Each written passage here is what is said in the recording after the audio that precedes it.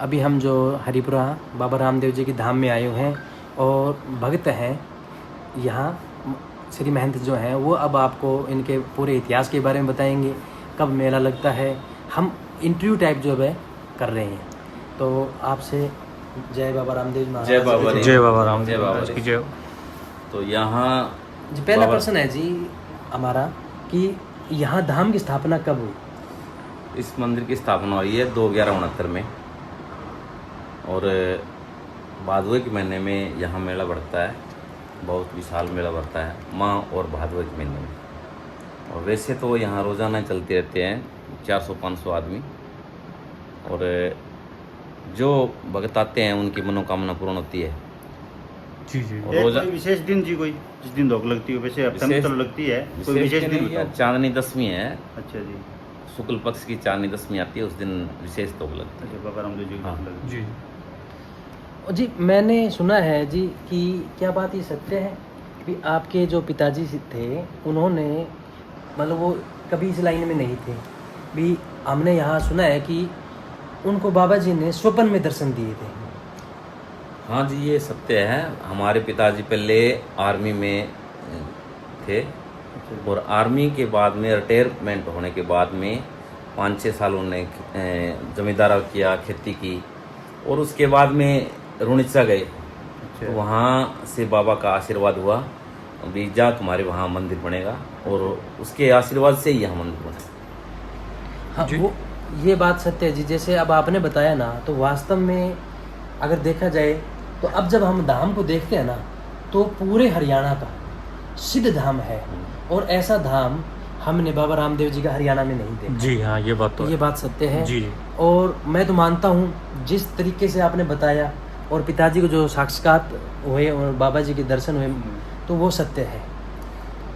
पिताजी को दर्शन हुए थे, बाकी उनकी तो एक महिमा ही अलग है। पहले देखो सेना में सेवा की और फिर यहाँ मंदिर में रह के सेवा हाँ, की। ये भी एक सेवा है जी, वो भी हाँ। सेवा थी। तो यहाँ बहुत से लोग ऐसे आए हैं जिनकी औलाद नहीं होती थी, अच्छा बच्चे नहीं हुए या घर में कोई दिक्कत हो अच्छा जी। या कोई नौकरी न लगता हो, किसी भी तरह की बीमारी हो, जी जी। उसका यहाँ आने के बाद में संविधान हुआ है। एक भगत जी अपना बाबा रामदेव जावा तो कद जास का कौन सी तिथि होगी, कोई विशेष कोई दिन होगा? विशेष तो चांदनी दूज होगा, अच्छा जी, चांदनी दूज या दसवीं होना, ठीक है। उस दिन तो आपने बताया कोई धर्मशाला है अपनी? अपने फतेहाबाद के नाम से धर्मशाला है वहाँ। अच्छा जी, उसका संचालन कौन करते हैं? उसका संचालन हम ही करते हैं। अच्छा जी, बड़ा भाई है मोहनलाल जी, प्रधान जी है उनके। अच्छा अच्छा और वहाँ छोड़ रखे हैं 5-6 कर्मचारी भी। अच्छा अच्छा। तो वहाँ खाने पीने की रहने की कोई दिक्कत नहीं अच्छा, है, बस रोजाना उसमें- लंगर चलता है वहाँ भी। जैसे सीधा यहाँ से जाओ तो सीधा अपने धर्मशाला में जा सकते हैं जी आप। हाँ धर्मशाला में जाओ, अच्छा जी। फतेहाबाद के नाम से, हरिपुरा धाम के नाम से वो धर्मशाला है। और अपना भोजन की व्यवस्था पूरा मंदिर में भी है जी, परमानेंट मंदिर चलती है। में- बस मैं जब कभी आया, मैं भी आया, देखी है जी ये चीज़ तो मैं यहाँ भी डेली लंगर चलता है और फतेहाबाद धर्मशाला में अपने वहाँ भी रोजाना लंगर चलता है। जी जी। एक अपना कोई बाबा रामदेव जी को अनुभव अपना कोई साक्षात होया जी, कोई भी चीज़ को भी अनुभव के बारे में बता देखो सकते अनुभव तो बाबा का होता ही रहता है, तभी तो ये लोग आते हैं। अच्छा जी। हैं हाँ, ये बात तो है जी। बाबा का जो चमत्कार है उस कारण ही लोग आ रहे हैं अच्छा जी। और जिसके फायदा हो वही लोग आ रहे हैं। हाँ ये तो है। किसी को इस तरह धक्के से नहीं बुलाया जाता, जिसकी मनोकामना पूर्ण होती है, आप सबकी रास्ता इच्छा बन पूर्ण जाती होती है है, अपनी- तभी आते हैं। यहाँ डेली 400-500 आदमी डेली आते हैं। रोजाना जोत उताई जाती है सुबह 10 बजे से लेके 3 बजे तक। जी, ये तो हमने भी देखा, आते हैं हम यहाँ। सुबह 8 बजे से लेके 9:30 बजे तक हवन होता है जी। और उसके बाद में जो दुख दर्द वाले भक्त आते हैं उनका संविधान होता है। सुबह की आरती का क्या टाइम है जी? सुबह आरती होती है 6 बजे। 6 बजे होती है। पहले बाबा का स्नान होता है अच्छा जी। और स्नान करने के बाद में आरती होती है 6 बजे, भोग लगता है और तो- उसके बाद में 8 बजे हवन होगा। 8 बजे के बाद में फिर 9:30 बजे तक चलेगा। उसके बाद में फिर हवन का भोग लगेगा। उसके बाद लंगर जो शुरू करते हैं हाँ जी। वो लंगर का भोग लग के वो लंगर शुरू किया जाता है। शाम को कुछ टाइम होती है? शाम को होती है 6 बजे। और एक आपसे मिलने का समय जी कोई? वैसे तो हमें कभी मिल सकते हो आप, नहीं, जैसे आप जी रामदेवरा चले जाते हो तो उसके बाद में पीछे से कोई? पीछे से सोमवार के दिन मैं नहीं मिलता, सोमवार के दिन हमारी छुट्टी होती है अच्छा जी।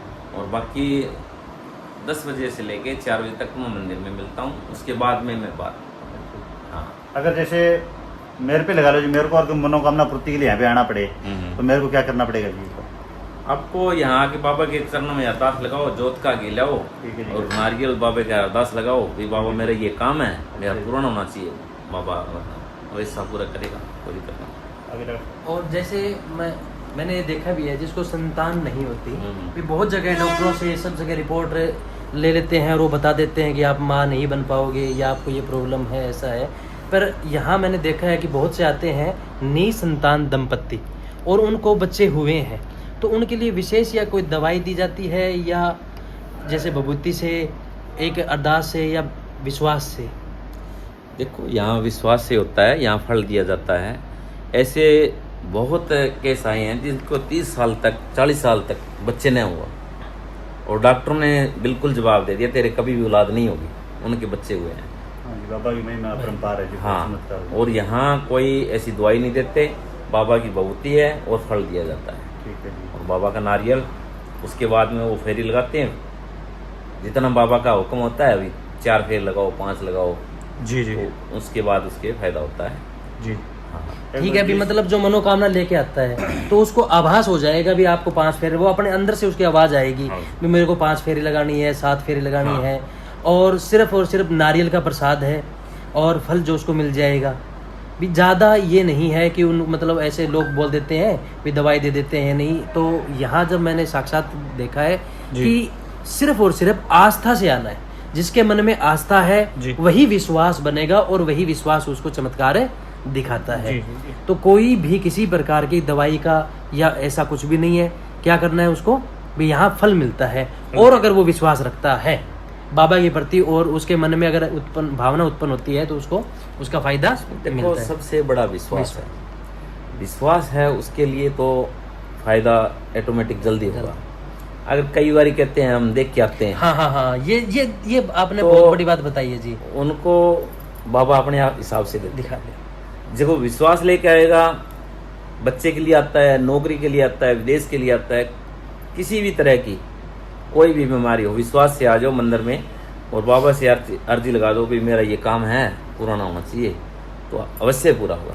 बाबा की फुल मेरा कृपा आपसे पर्सनल सवाल है, जैसे आप ये करो, ये भी एक समाज सेवा है, और आपका समाज में क्या योगदान है जी? कोई हमारा समाज में है, जैसे अब कोरोना था, कोरोना काल में जी मंदिर की तरफ से लंगर चलाया गया था, ठीक है जी। और अब भी जो सिटी का पेपर था जी। उसमें भी हमने मंदिर की तरफ से लंगर चलाया और रकत दान भी हमने किया। जी अच्छा जी अच्छा और जो हमारी अभी पिताजी की पुण्यतिथि है 27 अक्टूबर की, अच्छा जी। तो उसमें हम सभी सेवादारों को बुला के, जो भी हमारे सेवादार हैं उनको सम्मानित भी करते हैं। अच्छा जी। और अभी हम भंडारा लगा के हैं रुणिचा में।